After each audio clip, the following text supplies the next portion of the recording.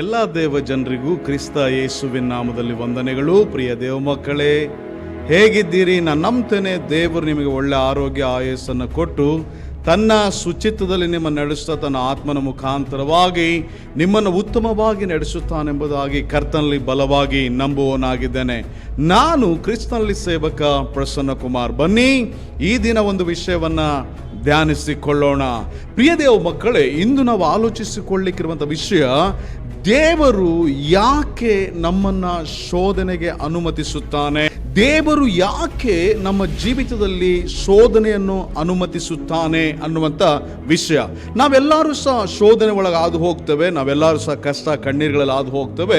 ನಾವು ಕಷ್ಟ ಕಣ್ಣೀರುಗಳಲ್ಲಿ ಹಾದು ಹೋಗುವಾಗ ಯಾಕೆ ನನಗೆ ಈ ಶೋಧನೆ, ಯಾಕೆ ನಮಗೆ ಈ ವೇದನೆ ಎಂಬ ಸಾವಿರ ಪ್ರಶ್ನೆ ನಮ್ಮ ಜೀವನದಲ್ಲಿ ಇರ್ತದೆ. ನನಗೆ ಯಾಕೆ ಈ ಶೋಧನೆ ಬರಬೇಕು, ನನಗೆ ಯಾಕೆ ಈ ಕಷ್ಟಗಳು ಬರಬೇಕು, ನನಗೆ ಯಾಕೆ ಈ ಹೋರಾಟಗಳು ಬರಬೇಕು ಅನ್ನುವಂಥ ಸಾಕಷ್ಟು ಪ್ರಶ್ನೆಗಳು ನಮ್ಮ ಜೀವಿತದಲ್ಲಿ ಇರ್ತವೆ. ಹಾಗಾದರೆ ಅಂತ ಪ್ರಶ್ನೆ ಇವತ್ತು ನಿಮಗಿರೋದಾದ್ರೆ ಆ ಪ್ರಶ್ನೆಗೆ ಉತ್ತರ ಇವತ್ತು ಸಿಗುವಂತದ್ದಾಗಿದೆ. ಹಾಗಾಗಿ ಕೊಂಚ ಸಮಯ ದೇವರ ವಾಕ್ಯದ ಮುಂದೆ ನಿಮ್ಮನ್ನು ನೀವು ಕಾದುಕೊಳ್ಬೇಕೆಂಬುದಾಗಿ ಪ್ರೀತಿಯಿಂದ ಮನವಿ ಮಾಡುವವನಾಗಿದ್ದಾನೆ.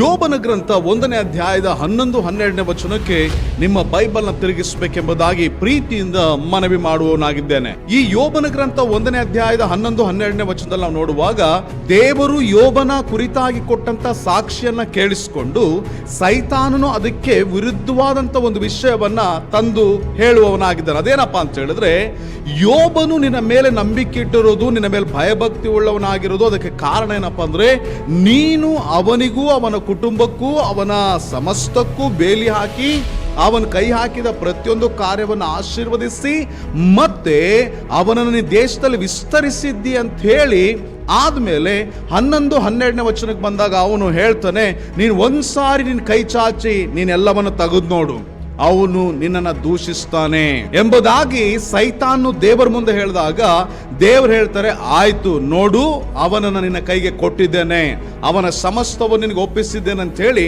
ದೇವರಲ್ಲಿ ಪರ್ಮಿಷನ್ ಕೊಡೋದು ನಾವು ನೋಡ್ತೇವೆ. ಜಾಗ್ರತೆ ಕೇಳಿಸ್ಕೊಳ್ರಿ. ದೇವರು ಶೋಧಿಸುವುದಿಲ್ಲ, ದೇವರು ಶೋಧನೆಗೆ ಅನುಮತಿ ಕೊಡುವವನಾಗಿದ್ದಾನೆ. ದೇವರು ಶೋಧಿಸುವವನಲ್ಲ, ದೇವರು ಶೋಧನೆಗೆ ಅನುಮತಿ ಕೊಡುವವನಾಗಿದ್ದಾನೆ. ಆದರೆ ಶೋಧಿಸುವವನು ಯಾರೆಂಬುದಾಗಿ ನೋಡುವಾಗ ಸೈತಾನನೇ ಆಗಿರ್ತಾನೆ. ಅದಕ್ಕೆ ಮತ್ತಾಯನ ಬರೆದ ಸುವಾರ್ತೆ 4ನೇ ಅಧ್ಯಾಯದ 3ನೇ ವಚನದಲ್ಲಿ ಹೇಳ್ತದೆ, ಅವನಿಗೆ ಶೋಧಕನು ಎಂಬ ಹೆಸರಿದೆ, ಅವನು ಶೋಧಿಸ್ತಾನೆ. ಜಾಗ್ರತೆ ಕೇಳಿಸ್ಕೊಳ್ರಿ. ಈಗ ತಂದೆಯಾದ ದೇವರು, ನಮ್ಮನ್ನ ಪ್ರೀತಿಸುವ ಕರ್ತನು ನಮ್ಮನ್ನ ಶೋಧನೆಗೆ ಅನುಮತಿ ಕೊಡ್ತಾ ಇದ್ದಾನಂದ್ರೆ, ನಾವು ಶೋಧನೆಗೆ ಹೋಗ್ಲಿಕ್ಕೆ ಅನುಮತಿ ಕೊಡ್ತಾನಪ್ಪ ಅಂದ್ರೆ ದೇವರು ಎಷ್ಟು ಕೆಟ್ಟವನಂತ ಅನ್ನಿಸ್ತದಲ್ಲ, ದೇವರು ಬಹಳ ಕೆಟ್ಟವನು ಅಂತ ಅನಿಸ್ತದಲ್ಲ. ಹಾಗಾದ್ರೆ ಕೊಂಚ ಸಮಯ ನೀವು ದೇವರ ವಾಕ್ಯದ ಮುಂದೆ ಕಾದ್ಕೊಳ್ರಿ. ದೇವರು ಒಳ್ಳೆಯದಕ್ಕಾಗಿ ಕೊಡ್ತಾನ, ಕೆಟ್ಟದಕ್ಕಾಗಿ ಕೊಡ್ತಾನೆ ಎಂಬುದಾಗಿ ನಾನು ನಿಮಗೆ ವಿವರಿಸುವವನಾಗಿದ್ದಾನೆ. ಕೊಂಚ ಸಮಯದಲ್ಲಿ ನಿಮಗೆ ಅದೆಲ್ಲ ಅರ್ಥ ಆಗ್ಬಿಡ್ತದೆ. ಹಾಗಾಗಿ ಜಾಗ್ರತೆ ಕೇಳಿಸ್ಕೊಳ್ರಿ. ಸೈತಾನನು ಯಾಕೆ ನಮ್ಮನ್ನು ಶೋಧಿಸಬೇಕೆಂಬುದಾಗಿ ಬಯಸ್ತಾನೆ? ಜಾಗ್ರತೆ ಕೇಳಿಸ್ಕೊಳ್ರಿ. ಶೋಧನೆಯ ಮುಖ್ಯ ಉದ್ದೇಶ, ಶೋಧನೆಯ ಮೂಲ ರೂವಾರಿ ಯಾರಪ್ಪ ಅಂದ್ರೆ ಸೈತಾನ ಆಗಿರ್ತಾನೆ. ಸೈತಾನ ಆಸೆ ಏನ್ ಗೊತ್ತಾ ನಿಮಗೆ? ನಮ್ಮನ್ನ ಶೋಧಿಸುವಂಥದ್ದು. ಸೈತಾನನು ಯಾಕೆ ನಮ್ಮನ್ನ ಶೋಧಿಸಬೇಕೆಂಬುದಾಗಿ ಬಯಸ್ತಾನೆ? ಅವನು 2 ವಿಷಯಗಳಿಗೆ ನಮ್ಮನ್ನು ಶೋಧಿಸಬೇಕೆಂಬುದಾಗಿ ಬಯಸ್ತಾನೆ. ಅದನ್ನ ಜಾಗ್ರತೆ ಕೇಳಿಸ್ಕೊಳ್ರಿ. ಒಂದನೇದು, ನೀವು ದೇವರ ಉನ್ನತ ಉದ್ದೇಶಕ್ಕಾಗಿ ಕರೆಯಲ್ಪಟ್ಟವರಾಗಿದ್ರೆ ಅವನು 100% ನಿಮ್ಮನ್ನ ಶೋಧಿಸ್ತಾನೆ. ಎರಡನೇದಾಗಿ, ನೀವು ದೇವರ ಉನ್ನತವಾದಂತ ಆ ಒಂದು ಸ್ಥಾನ, ಉನ್ನತವಾದಂತ ಕರೆಯಲ್ಲಿ ನೀವು ಇರೋದಾದ್ರೆ, ಅಂದ್ರೆ ಅದನ್ನು ಮಾಡ್ತಿರೋರಾದ್ರೆ ನಿಮ್ಮನ್ನ ಅವನು ಶೋಧಿಸ್ತಾನೆ. ಯಾಕೆ ಗೊತ್ತಾ? ಯಾಕೆ ಈ 2 ವಿಷಯದಲ್ಲಿದ್ದವನ್ನೇ ಅವನು ಶೋಧಿಸ್ತಾನೆ ಗೊತ್ತಾ? ಜಾಗ್ರತೆ ಕೇಳಿಸ್ಕೊಳ್ರಿ. ದೇವರ ಉದ್ದೇಶ ಸೈತಾನ್ಗೆ ಎದುರಿಸಲಿಕ್ಕೆ ಆಗೋದೇ ಇಲ್ಲ. ಹಾಗಾಗಿ ಅವನು ಏನ್ ಮಾಡ್ತಾನಂದ್ರೆ, ಯಾರು ದೇವರ ಉದ್ದೇಶವನ್ನ ಮಾಡ್ತಾರೋ ಅವರನ್ನ ಟಾರ್ಗೆಟ್ ಮಾಡ್ತಾನೆ. ಅಂದ್ರೆ ದೇವರು ನೇಮಿಸಿದಂತ ಉದ್ದೇಶವನ್ನು ಒಬ್ಬನು ಮಾಡುವಾಗ ಇತರರು ದೇವರ ಉದ್ದೇಶವನ್ನ ನೋಡ್ತಾರೆ, ಇತರರು ದೇವರ ಉದ್ದೇಶವನ್ನು ಅನುಭವಿಸ್ತಾರೆ, ಇನ್ನು ಇತರರು ದೇವರ ಉದ್ದೇಶವನ್ನು ಹೊಂದ್ಕೊಳ್ತಾರೆ. ಇದು ಸೈತಾನ್ಗೆ ಇಷ್ಟ ಇಲ್ಲ. ಹಾಗಾಗಿ ಉನ್ನತ ಸ್ಥಿತಿ ಅಥವಾ ಉನ್ನತ ಸ್ಥಾನಕ್ಕಾಗಿ ಕರೆಯಲ್ಪಟ್ಟವರನ್ನ ಸೈತಾನ್ ಶೋಧಿಸ್ತಾನೆ. ಉನ್ನತವಾದಂತ ಪದವಿಗೆ ಕರೆಯಲ್ಪಟ್ಟು ಉನ್ನತವಾದಂತ ಕಾರ್ಯಗಳನ್ನು ಮಾಡುವಂತವನ್ನ ಸೈತಾನ್ ಶೋಧಿಸ್ತಾನೆ. ಸೈತಾನ್ ಇಂಟೆನ್ಷನ್ ಬಹಳ ಸಿಂಪಲ್ ನಿಮಗೆ ಹೇಳ್ತೀನಿ, ಕೇಳಿಸ್ಕೊಳ್ರಿ. ನೀವು ಶೋಧಿಸಲ್ಪಡ್ತಾ ಇದ್ದೀರಂದ್ರೆ ಈ 2 ವಿಷಯಗಳಿರ್ಬಹುದು. ಜಾಗ್ರತೆ ಕೇಳಿಸ್ಕೊಳ್ರಿ. ಒಂದನೇದು, ನೀವು ದೇವರ ದೇವರ ಉದ್ದೇಶಕ್ಕೆ ಕರೆಯಲ್ಪಟ್ಟವರಾಗಿರ್ಬಹುದು, ಎರಡನೇದಾಗಿ ನೀವು ದೇವರ ಉದ್ದೇಶವನ್ನ ಮಾಡುವವರಾಗಿರ್ಬಹುದು. ಇವ್ರನ್ನ ಯಾಕೆ ಅವನು ಟಾರ್ಗೆಟ್ ಮಾಡ್ತಾನೆ, ಇವ್ರನ್ನ ಯಾಕೆ ಅವನು ಶೋಧಿಸಬೇಕೆಂಬುದ ಬಯಸ್ತಾನೆ. ಜಾಗ್ರತೆ ಕೇಳಿಸ್ಕೊಡ್ರಿ. ಇವ್ರನ್ನ ಟಾರ್ಗೆಟ್ ಮಾಡ್ಲಿಕ್ಕೆ ಮೂಲ ಉದ್ದೇಶ ನಾನು ಹೇಳಿದ ಹಾಗೆ ದೇವರ ಉದ್ದೇಶವನ್ನ ಅವ್ನು ಲೋಕಕ್ಕೆ ತೋರಿಸಬಾರ್ದು ಅಂತೇಳಿ. ಹಾಗಾದ್ರೆ ಸೈತಾನನ ಶೋಧನೆಯ ಪ್ಲಾನ್ ಏನ್ ಗೊತ್ತಾ? ಸೈತಾನ್ ಯಾಕೆ ನಮ್ಮನ್ನು ಶೋಧಿಸ್ಬೇಕಂತೇಳಿ ಬಯಸ್ತಾನೆ ಗೊತ್ತಾ? ನೀವು ದೇವರ ಉದ್ದೇಶಕ್ಕಾಗಿ ಕರೆಯಲ್ಪಟ್ಟವರಾಗಿದ್ರೆ ನಿಮ್ಮನ್ನ ಯಾವುದೇ ಕಾರಣಕ್ಕೂ ದೇವರ ಉದ್ದೇಶಕ್ಕೆ ಹೋಗದ ಹಾಗೆ ಎಲ್ಲ ವಿಧದಲ್ಲಿ ನಿಮ್ಮನ್ನು ಶೋಧಿಸ್ತಾನೆ. ದೇವರು ನಿಮಗೊಂದು ಮಾರ್ಗ ಹಾಕಿ, ಇದಕ್ಕಾಗಿ ನಾನು ನಿನ್ನನ್ನು ಕರೆದಿದ್ದೇನೆ, ಇದಕ್ಕೆ ನೀನು ಹೋಗಬೇಕು ಎಂಬುದಾಗಿ ದೇವರು ನಿಮಗೆ ಹೇಳಿ ಅದನ್ನು ನಡೆಸ್ತಾ ಇದ್ದಾಗ ಅದರಿಂದ ಹೇಗಾದರೂ ಮಾಡಿ ನಿಮ್ಮ ಮೈಂಡನ್ನು ಡೈವರ್ಟ್ ಮಾಡಬೇಕು, ನೀವು ಬೇರೆ ಕಡೆ ಹೋಗಬೇಕು, ನೀವು ಆ ಉದ್ದೇಶದಿಂದ ತೊಲಗಿ ಹೋಗ್ಬೇಕಂತೇಳಿ ಪ್ರಾರಂಭದಿಂದಲೇ ಪ್ರಯತ್ನಿಸ್ತಾನೆ. ನಿನ್ನ ಜೀವನದಲ್ಲಿ ದೇವರ ಉದ್ದೇಶ ಇದ್ರೇ ಇದೆಲ್ಲ ನಿನಗೆ ಶೋಧನೆಗಳು ಸಂಭವಿಸ್ತವೆ. ಹಾಗಾಗಿ ಜಾಗ್ರತೆ ಕೇಳಿಸ್ಕೊಳ್ರಿ. ಇದು ಒಂದನೇ ವಿಷಯ. ಆದರೆ ಎರಡನೇ ವಿಷಯ ಏನಪ್ಪ ಅಂದ್ರೆ, ನೀನು ದೇವರ ಉದ್ದೇಶವನ್ನು ಮಾಡುವವನಾಗಿದ್ದೆ ಅಂತ ಇಟ್ಕೋ, ನಿನ್ನನ್ನು ಹೇಗಾದ್ರೂ ಮಾಡಿ ಬೀಳಿಸ್ಬೇಕಂತೇಳಿ ಸೈತಾನ್ ಬಯಸ್ತಾನೆ. ಅದಕ್ಕೆ ದೇವರ ವಾಕ್ಯ ಹೇಳ್ತದೆ, ನಿಂತಿದ್ದೇನೆಂತೇಳಿ ನೆನೆಸುವವನು ಬೀಳದಂತೆ ತನ್ನ ನೋಡ್ಕೊಳ್ಬೇಕಂತೇಳಿ. ಹಾಗಾದ್ರೆ ಯಾಕೆ ಹಾಗೆ ಹೇಳಲ್ಪಡ್ತದೆ? ಯಾಕಪ್ಪ ಅಂದ್ರೆ, ನೀನು ದೇವರ ಉದ್ದೇಶವನ್ನ ಮಾಡಲಿಕ್ಕಾಗಿ ಕರೆಯಲ್ಪಟ್ಟವನು, ದೇವರ ಉದ್ದೇಶವನ್ನ ಮಾಡುವವರು ನೀವು ಆಗಿರೋದ್ರಿಂದ ಸೈತಾನ್ ನಿಮ್ಮನ್ನು ಹೇಗಾದ್ರೂ ಮಾಡಿ ಬೀಳಿಸ್ಬೇಕೆಂಬುದಾಗಿ ಪ್ರಯತ್ನಿಸ್ತಾನೆ. ಸೈತಾನ್ ಪ್ಲಾನ್ ಏನ್ ಗೊತ್ತಾ? ಕೇಳಿಸ್ಕೊಳ್ರಿ. ಅವನೇನ್ ಮಾಡ್ತಾನೆ ಅಂತೇಳಿ ಯೋಬನ ಗ್ರಂಥ 1ನೇ ಅಧ್ಯಾಯದ 11ನೇ ವಚನದಲ್ಲಿ ಹೀಗೆ ಬರೆಯಲ್ಪಟ್ಟದೆ, ಆದರೆ ನಿನ್ನ ಕೈ ಚಾಚಿ ಅವನಿಗಿದ್ದನ್ನೆಲ್ಲ ಮುಟ್ಟು, ಅವನು ನಿನ್ನ ಎದುರಿನಲ್ಲಿಯೇ ನಿನ್ನನ್ನು ಶಪಿಸುವನು ಅಂದನು. ಅಂದ್ರೆ ಸೈತಾನ್ ಉದ್ದೇಶ ಏನಪ್ಪಾ ಅಂತ ಹೇಳಿದ್ರೆ, ಅವನಿಗಿರೋದನ್ನೆಲ್ಲ ತೆಗೆದು ಹಾಕಿದ್ರೆ ಅವನು ಏನ್ ಮಾಡ್ತಾನೆ? ದೇವರನ್ನ ಶಪಿಸ್ತಾನೆ, ದೇವರನ್ನ ದೂಷಿಸ್ತಾನೆ, ದೇವರನ್ನ ದೂಷಿಸಿ ಪಾಪ ಮಾಡಿ ಬಿಟ್ಟು ಹೋಗ್ಬೇಕನ್ನೋದೇ ಸೈತಾನ್ ಉದ್ದೇಶ. ಜಾಗ್ರತೆ ಕೇಳಿಸ್ಕೊಳ್ರಿ. ನೀವು ದೇವರ ಉದ್ದೇಶಕ್ಕಾಗಿ ನೀವು ಬೆಳಿಬೇಕು ಎಂಬುದಾಗಿ ಕರೆಯಲ್ಪಟ್ಟವರಾಗಿರುವಾಗ, ನೀವು ದೇವರ ಉದ್ದೇಶದಲ್ಲಿ ನೀವು ಬೆಳೆದವರಾದಾಗ ನಿಮ್ಮನ್ನು ಹೇಗಾದ್ರೂ ಮಾಡಿ ಬೀಳಿಸ್ಬೇಕನ್ನೋದು ಅವನ ಉದ್ದೇಶ. ಆ ಕರಿವಿಕೆಯಿಂದ, ಆ ಸ್ಥಾನದಿಂದ ನಿಮ್ಮನ್ನ ಬೀಳಿಸಿ, ನೀವು ಆ ಎಲ್ಲಾ ಸಂಗತಿಗಳನ್ನ ಕಳ್ಕೊಂಡು ಹೊರ ಹೋಗಿ ದೇವರನ್ನ ದೂಷಿಸಿ ದೇವರನ್ನ ಬಿಟ್ಟು ಹೋಗ್ಬೇಕೆಂಬುದಾಗಿ ಸೈತಾನನು ತನ್ನ ಶೋಧನೆಯಲ್ಲಿ ದೊಡ್ಡ ಮಾಸ್ಟರ್ ಪ್ಲಾನ್ ಹಾಕೊಂಡು ಕೂತ್ಕೊಂಡಿರ್ತಾನೆ. ಈಗ ನಿಮಗೆ ಅನಿಸ್ಬೋದು, ಪಾಸ್ಟರ್ ಅವರೇ, ಇಂಥ ರೀತಿಯಲ್ಲಿ ಸೈತಾನ್ ಶೋಧಿಸೋದಾದ್ರೆ ಯಾಕೆ ದೇವರು ನಮ್ಮನ್ನ ಅದಕ್ಕೆ ಹೋಗ್ಲಿಕ್ಕೆ ಅನುಮತಿ ಕೊಡ್ತಾನೆ? ಹಾಗಾದ್ರೆ ಈಗ ದೇವರು ಯಾಕೆ ನಮ್ಗೆ ಅನುಮತಿ ಕೊಡ್ತಾನೆ ಅದನ್ನು ಸಹ ನಾವು ನೋಡ್ಕೊಳ್ಳೋಣ್ರಿ. ಯಾಕೆ ದೇವರು ನಮ್ಮನ್ನ ಶೋಧನೆಯಲ್ಲಿ ಹೋಗ್ಲಿಕ್ಕೆ ಅನುಮತಿ ಕೊಡ್ತಾನೆ? 4 ವಿಷಯಗಳನ್ನ ಹೇಳ್ತಾನೆ. ಜಾಗ್ರತೆ ಕೇಳಿಸ್ಕೊಳ್ರಿ. ಮೊದಲನೇದಾಗಿ ನಿನ್ನನ್ನ ದೇವರು ಶೋಧನೆಗೆ ಅನುಮತಿ ಕೊಡ್ತಾನಂದ್ರೆ ಅದಕ್ಕೆ ಕಾರಣ ನಿನ್ನನ್ನ ದೇವರು ನಂಬಿರ್ತಾನೆ. ನನ್ನ ಮಗನು, ನನ್ನ ಮಗಳು, ಇವರನ್ನ ನಂಬ್ತೇನೆ, ನಾನು ಶೋಧನೆ ಒಳಗೆ ಕಳಿಸಿದ್ರು ಸಹ ಇವರು ನನ್ನ ಮಗನು, ನನ್ನ ಮಗಳು. ನಿಮ್ಮ ಮೇಲೆ ಅಷ್ಟು ನಂಬಿಕೆ ದೇವರಿಗಿರ್ತದೆ. ನಾನು ಹೇಳೋ ಜಾಗ್ರತೆ ಕೇಳಿಸ್ಕೊಳ್ರಿ. ಲೋಕದಲ್ಲಿ ಯಾರು ನಂಬದೇ ಇರುವಂತ ನಿಮ್ಮನ್ನ, ನಾನು ಹೇಳೋ ಜಾಗ್ರತೆ ಕೇಳಿಸ್ಕೊಳ್ರಿ, ಲೋಕದಲ್ಲಿ ಯಾರು ನಂಬದೇ ಇರುವಂತ ನಮ್ಮನ್ನ ದೇವರೇನ್ ಮಾಡಿದ್ದಾರೆ? ನಂಬಿದ್ದಾರೆ. ನಮ್ಮ ನಂಬಿದ್ರಿಂದಲೇ ನಮಗೆ ದೇವರ ಅನುಮತಿ ಕೊಡ್ತಾರೆ. ನನ್ನ ಮಕ್ಕಳನ್ನ ನಂಬ್ತೇನೆ, ನನ್ನ ಮಕ್ಕಳ ಮೇಲೆ ನನಗೆ ನಂಬಿಕೆ ಇದೆ, ನನ್ನ ಮಕ್ಕಳನ್ನ ನಂಬ್ತಾನೆ, ನನ್ನ ಮಕ್ಕಳ ಮೇಲೆ ನನ್ನ ನಂಬಿಕೆ ಇದೆ ಅಂತೇಳಿ ಶೋಧನೆಗೆ ಆತನೇನ್ ಮಾಡ್ತಾನೆ? ಅನುಮತಿ ಕೊಡ್ತಾನೆ. ಎರಡನೇದಾಗಿ ಯಾಕೆ ದೇವರು ನಮಗೆ ಶೋಧನೆಗೆ ಅನುಮತಿ ಕೊಡ್ತಾನಪ್ಪ ಅಂದ್ರೆ, ಎರಡನೇದಾಗಿ ನಮ್ಮೊಳಗಿರುವಂತ ಬಲಹೀನತೆ ತಿಳಿಸ್ಬೇಕಂತೇಳಿ. ಇದು ಬಹು ಪ್ರಾಮುಖ್ಯವಾದ ವಿಷಯ. ಮೊದಲನೇದಾಗಿ ದೇವರು ನಮಗೆ ಯಾಕಪ್ಪ ಶೋಧನೆ ಒಳಗೆ ಹೋಗ್ಲಿಕ್ಕೆ ಅನುಮತಿ ಕೊಡ್ತಾನಂದ್ರೆ ಅದಕ್ಕೆ ರೀಸನ್ನು ನಮ್ಮ ಮೇಲೆ ನಂಬಿಕೆ ದೇವರಿಗಿರೋದ್ರಿಂದ. ಎರಡನೇದಾಗಿ ನಮ್ಮೊಳಗಿರುವಂತ ಬಲಹೀನತೆಗಳು, ನಮ್ಮಲ್ಲಿರುವಂತ ಲೋಪ, ನಮ್ಮಲ್ಲಿರುವಂತ ಕುಂದುಕೊರತೆ ಏನೆಂಬುದಾಗಿ ತೋರಿಸೋದಕ್ಕೋಸ್ಕರ. ಪಾಸ್ಟರ್ ಅವರೇ, ಶೋಧನೆ ಒಳಗೆ ಹೇಗಿದೆಲ್ಲ ಗೊತ್ತಾಗ್ತದೆ? ಜಾಗ್ರತೆ ಕೇಳಿಸ್ಕೊಳ್ರಿ. ಸೈತಾನ್ ನಿಮ್ಮನ್ನ ಹೇಗೆ ಶೋಧಿಸ್ತಾನೆ ಗೊತ್ತಾ? ನಿಮ್ಮ ಬಲಗಳಿಂದ ಸೈತಾನ್ ಶೋಧಿಸೋಲ್ಲ, ನಿಮ್ಮ ಬಲಹೀನತೆಗಳಿಂದ ಸೈತಾನ್ ಶೋಧಿಸ್ತಾನೆ.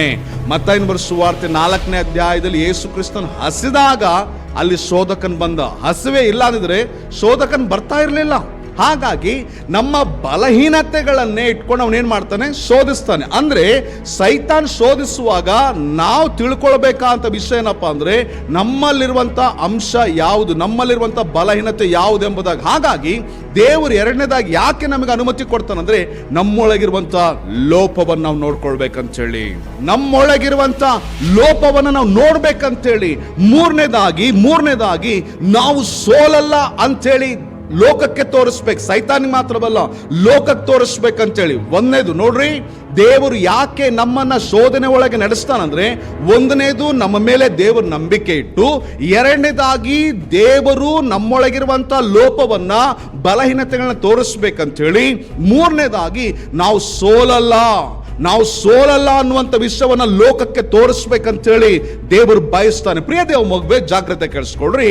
ಸೈತಾನ್ ಏನ್ ಮಾಡ್ತಾನಪ್ಪ ಅಂದ್ರೆ, ನಮ್ಮ ಹತ್ರ ಇರೋದನ್ನೆಲ್ಲ ತೆಗೆದು ಹಾಕಿ ನಾವು ಸೋತು ದೇವರನ್ನ ಬಿಟ್ಟು ಹೋಗ್ಬೇಕೆಂಬುದಾಗಿ ಬಯಸ್ತಾನೆ. ದೇವರೇನ್ ಬಯಸ್ತಾರೆ ಗೊತ್ತಾ? ಎಲ್ಲ ತೆಗೆದು ಹಾಕಿದ್ರು ಸಹ ನನ್ನ ಮಕ್ಕಳು ಸೋಲಲ್ಲ, ನನ್ನ ಮಕ್ಕಳು ನಿಲ್ತಾರೆ ಅಂತೇಳಿ ನಮ್ಮಿಂದ ಆತನ ಎದುರು ನೋಡ್ತಾನೆ. ಪ್ರಿಯ ದೇವ ಮಗುವೆ, ನಾವು ಶೋಧನೆ ಒಳಗೆ ಸೋತು ಹೋಗದೆ ಆತನಿಗೂ ತೋರಿಸ್ಬೇಕಾಗಿದೆ, ನಾವು ಸೈತಾನನಿಗೂ ತೋರಿಸ್ಬೇಕಾಗಿದೆ ನಾವು ಸೋಲಲ್ಲ ಅಂತೇಳಿ, ನಾವು ಲೋಕಕ್ಕೂ ತೋರಿಸ್ಬೇಕಾಗಿದೆ ನಾವು ಸೋಲುವವರಲ್ಲ ಎಂಬುದಾಗಿ. ಪ್ರಿಯ ದೇವ ಮಗುವೆ, ನಾ ಹೇಳೋ ಜಾಗ್ರತೆ ಕೇಳಿಸ್ಕೊ.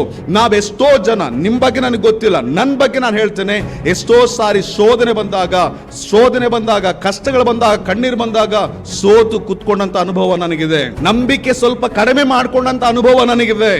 ಭಕ್ತಿಯ ಜೀವಿತ ಕಡಿಮೆ ಆದಂತ ಅನುಭವ ನನಗಿದೆ.